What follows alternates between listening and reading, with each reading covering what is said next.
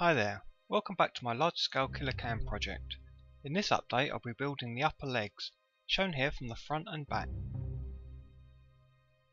I started off by cutting the pieces for the main boxes, a set for each leg. Holes were drilled into the side faces so that the box can fit onto the hip pivots I had previously attached to the can body. I constructed the boxes, leaving off the back face for now just in case I needed further access inside.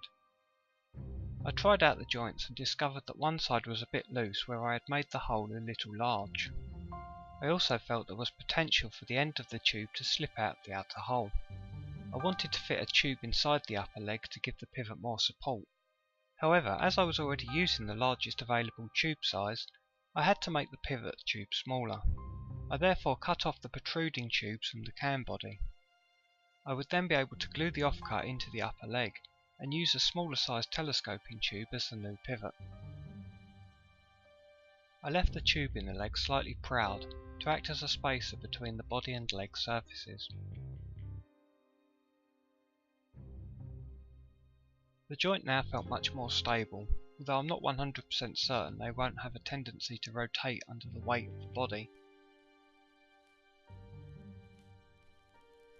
I cut out pieces to make formers for the smaller outer piston housing.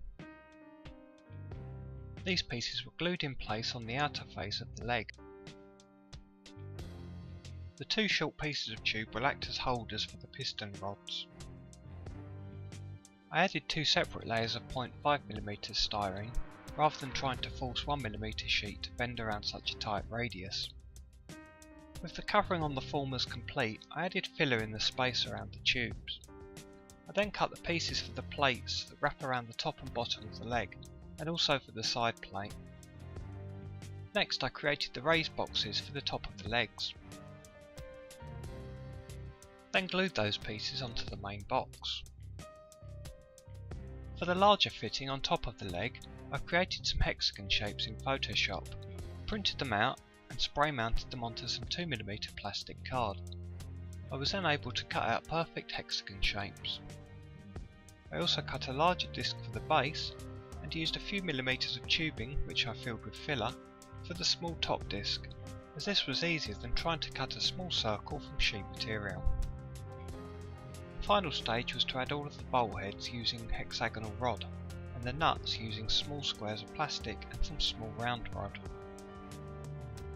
A quick view from the bottom, and to finish up the obligatory turntable shot of the upper legs fitted to the can body.